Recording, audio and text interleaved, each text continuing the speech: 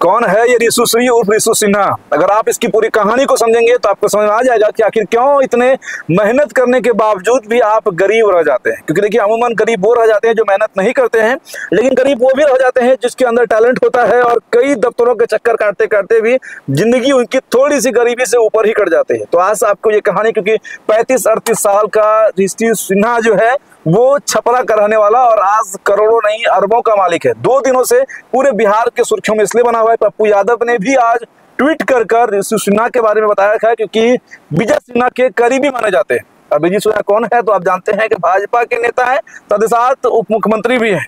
और इसके बाद खबर ये भी चल रही है कि उनके नाम पर ईडी ने एफआईआर जरूर दर्ज किया है, लेकिन इससे पहले 19 जुलाई 2024 को भी ईडी की रेड जो है रिशु सिन्हा और साथ ही साथ उनके भाई के दफ्तरों पर पड़ी थी, लेकिन कुछ भी हासिल नहीं हुआ। अब हम लोग आते हैं विस्तार से कि मुद्दा क्या है।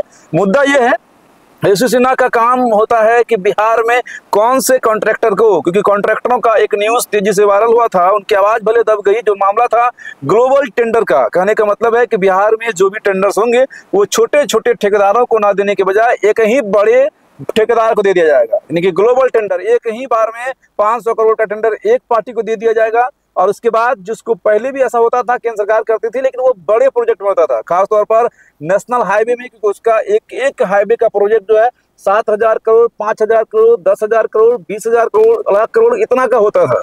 लेकिन उस प्रोजेक्ट की हम लोग बात कर रहे हैं जिसकी कीमत 20 करोड़ 10 करोड़ होते थे, तो वहां पर डायरेक्ट कॉन्ट्रैक्टर जो छोटे छोटे आपके बीच के बेटा भाई या उस नेता के पीछे का जिंदाबाद करने वाला आदमी होता था, उससे हटाकर ग्लोबल कर दिया गया। और उस सब का सूत्रधार कौन था तो यही वो रिशु सिन्हा था, जो एक कड़ी बनता था मंत्रालय और उस ठेकेदार और अधिकारी के बीच में। वो डिसाइड करता था कि कौन सी कंपनी को टेंडर देना है, कौन सी कंपनी को टेंडर नहीं देना है। और उनका रसूख कितना था कि सचिवालय में आने वाले एक एक अफसर तक उनकी पकड़ थी, चाहे वो बिहार के किसी भी जिले का डीएम हो या फिर किसी विभाग का सचिव हो या फिर किसी भी मंत्रालय के मंत्री का खास हो। उससे रिशु सिन्हा का आना जाना उस दफ्तर में उसी तरह से होता था जिस तरह से कि आईएएस अधिकारी का होता है।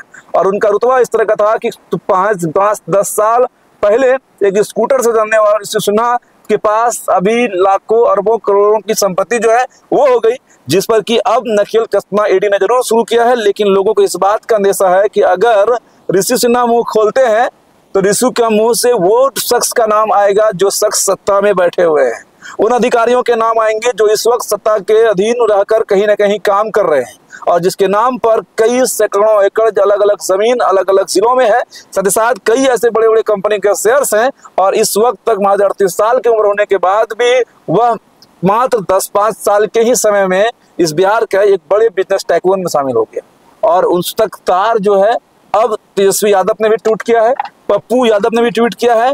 अब ये सिन्हा का उस सिन्हा से क्या ताल्लुक है? अगर ये जांच सही से होती है, लेकिन ये जांच सही से नहीं होने की पूरी उम्मीद इसलिए है कि सरकार में कौन है तो भाजपा है, बिहार में सरकार किनकी है तो भाजपा है, केंद्र सरकार किनकी है तो भाजपा की है। विपक्ष आरोपी लगाता है कि ईडी किसकी है तो भाजपा की है, सीबीआई किसकी है तो भाजपा की है। अब ऐसे वक्त में जब जांच करने वाला ही चोर निकलेगा तो क्या लगता है कि जांच सही से हो पाएगा? ये भी एक सवाल है। इस कारण से मीडिया सुर्खियों में बनी हुई है कि अगर आप भी इस शख्स को कहीं जानते हैं या फिर इनके बेनामी संपत्तियों से कहीं ना कहीं आपका भी पाला पड़ा हुआ है, तो अगर एक एक चीजें मीडिया के सामने अगर आता है तो कहीं ना कहीं सरकार पर प्रेशर बनता है और उसके बाद फिर जाकर इस शख्स के पीछे दाएं बाएं कौन लोग हैं, क्योंकि बिना आईएएस के साइन का कोई भी टेंडर पास नहीं होता है और उस आईएएस से साइन लेना उस टेंडर पर इस ऋषि का काम था। और 38 साल की उम्र में इतने हजार करोड़ का मालिक बनना, वो भी बिहार में जहाँ पर रोजगार के नाम पर सिर्फ पलायन है, फैक्ट्रियों के नाम पर कुछ भी नहीं है, सिर्फ एग्रीकल्चर है, वो भी ऐसा फसल जो उपजता ही नहीं है। सिर्फ यहाँ पर किसान मजदूर बनकर रह गए और उस मजदूर का एक साधारण सा बच्चा जो रिशु सिन्हा है वो कैसे इतने ही कम समय में अरबपति नहीं खरबपति बन गया। ये एक बड़ा सवाल है। और सवाल आपसे भी है कि क्या लगता है कि पप्पू यादव के बाद तेजस्वी के बाद सरकार के किस अधिकारियों तक पहुंचेगी? क्या ईडी सीबीआई जांच कर पाएगी? क्या इसके जो क्लू है इनके पीछे कौन था? आखिर ये शख्स सचिवालय में किस तरह जाना करता था? सीसीटीवी फुटेज जो थानों को कहा गया है कि कोई भी आदमी बिना मतलब के थाने में बार बार नहीं आ सकता है, अधिक देर तक नहीं बैठ सकता है, क्या वो सचिवालय पर भी सीसीटीवी का निगरानी का जो रिकॉर्डिंग है उसको वायरल करेगी? उससे ये बात कहेगी कि आखिर सिन्हा किस हैसियत से मंत्रालय के मंत्रियों के केबिन में या सचिव के केबिन में वो बैठा करता था, जहां से किस तरह के टेंडर को खासतौर पर या फिर ट्रांसफर पोस्टिंग के धंधे को अंजाम देता था, सरकार के लिए मजबूरी का काम करता था, अधिकारियों के लिए मजबूरी का काम करता था। और ऐसे वक्त में इसकी गिरफ्तारी कब होगी, ये एक बड़ा सबक होगा और ये चीजें करने के लिए आपको इस वीडियो को शेयर करना पड़ेगा। जय हिंद।